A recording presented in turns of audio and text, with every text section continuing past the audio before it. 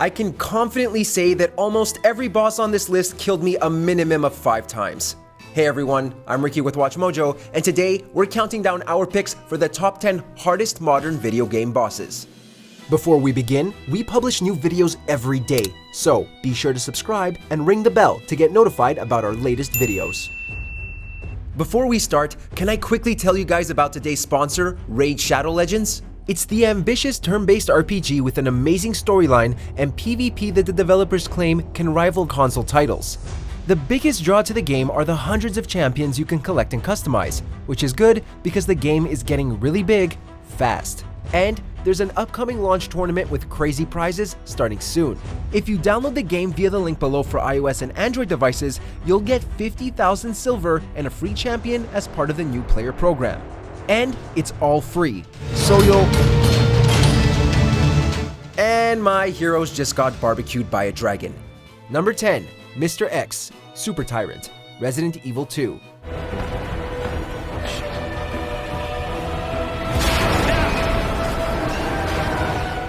There are a few things that make this battle frustratingly hard, but none more so than Mr. X's instant kill charge attack.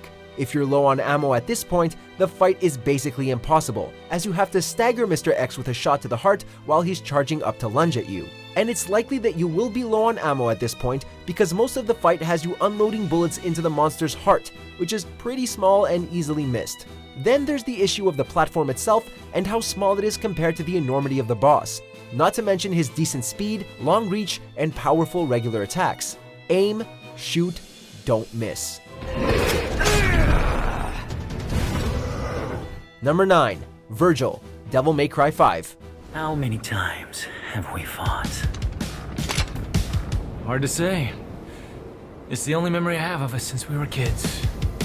Even if you're playing on human difficulty to enjoy the game's absurd story and button-mashy combat, the stage bosses can still be quite tough, and Vergil is definitely the hardest.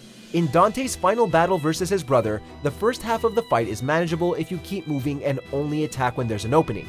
But when Vergil uses his devil trigger halfway through, you'll need to either memorize his blazing fast attack patterns in order to parry, or run away like a coward. This fight calls for lots of patience when the majority of the game is spent on the offensive, and if you're overeager when facing Vergil, he's going to carve you up like a Thanksgiving turkey.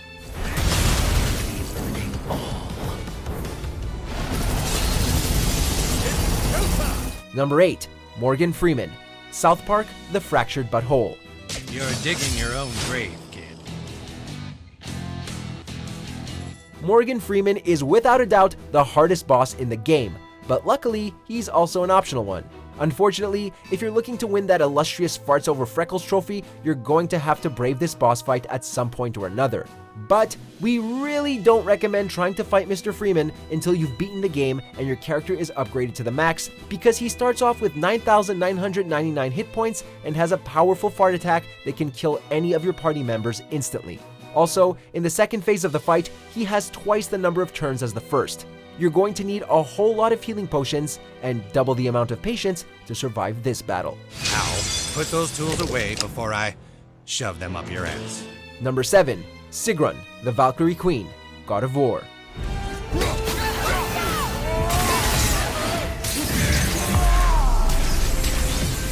For all the work that goes into even reaching this boss, you'd think that she'd be slightly more forgiving, but nope. That's wishful thinking. All the previous Valkyrie fights have basically just been training for the Queen, and she uses all the movesets from the previous Valkyries as well, making her attack arsenal almost overwhelming. It's not just that she has a lot of moves either, but she has a few that are incredibly powerful, like her flying mace slam, and are likely to end your game real quick if you're not paying attention. You'll need to be constantly blocking and looking for an opportunity to parry in order to get the upper hand in this tense battle.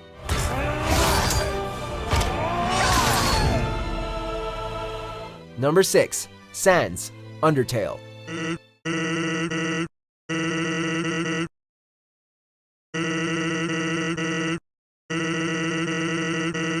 If you're brave enough to take the genocide route and challenge Sans and Undertale, you're likely the kind of gamer who is looking for punishing difficulty.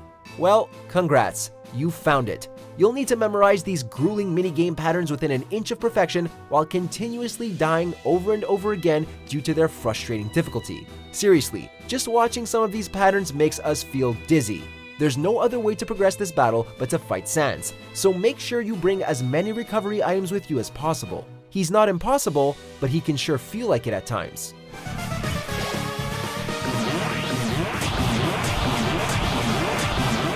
Number 5. Father Rodan Bayonetta.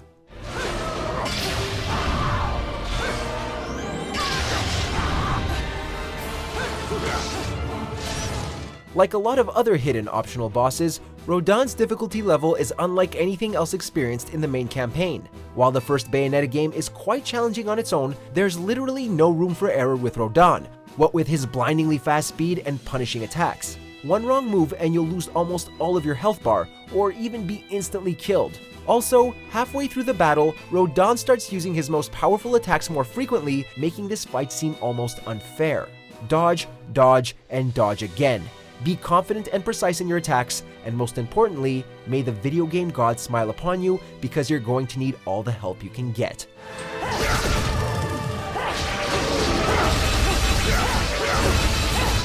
Number 4. Ornstein and Smell, Dark Souls.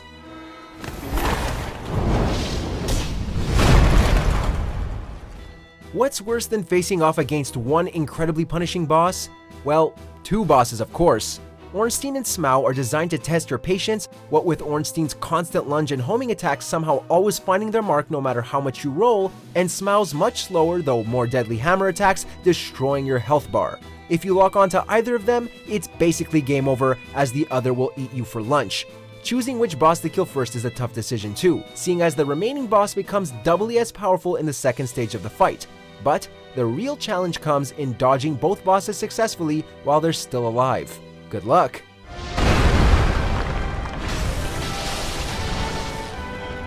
Number 3. Grim Matchstick, Cuphead.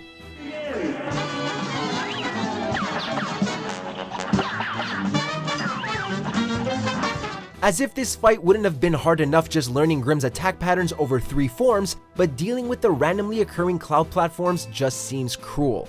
Sometimes, in order to not fall to your death, you have to eat a projectile from Grim just to land safely on a cloud, making for a frustrating damned if you do, damned if you don't situation. The first 2 stages of this fight, while still frustrating, are manageable with well-timed jumps. But it's the last phase that had us wanting to rage quit. You'll need to have some amazing concentration skills to keep track of the clouds, orange balls, and flamethrower all at once.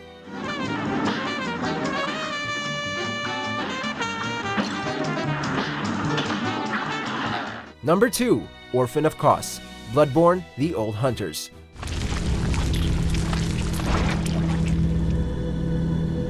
As if the bosses in Bloodborne weren't tough enough, the Old Hunters DLC went ahead and upped the difficulty and gave us some of the toughest baddies in the entire Souls series. And Kos is definitely up there as one of the hardest. If his loud shrieking doesn't wreck your nerves, the second phase of his battle sure will, as he grows wings and just becomes a pure unpredictable maniac. Parrying is key to the first stage of the fight, but staying still for long enough to even think of parrying in the second stage feels like a death sentence, thanks to Kos's insane leap attacks and powerful lightning charges. Practice makes perfect, yeah, but you'll need a bit of luck upending old Kos.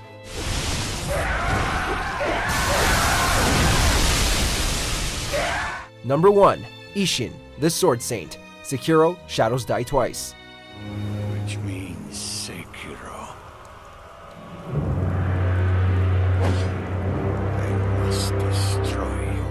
In previous From Software games, you could always summon another gamer to help you with tough bosses. Not so in Sekiro, however, as there's no multiplayer available, so you're on your own. Sure, the first stage of this battle isn't that hard, as a well-timed deflect leaves Ishin open to damage, but the second stage of this fight is insane and is really all about survival. Ishin's giant spear is much harder to deflect and has way more range than his sword, so it's best to stay clear of him unless you're a deflecting master. Get the occasional shot in when you can, but do not linger, as Ishin's combo attacks are brutal.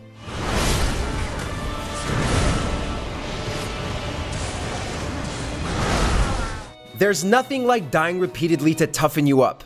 Honestly though, a lot of these bosses were really fun and challenging, and when I beat them, I had a huge sense of satisfaction.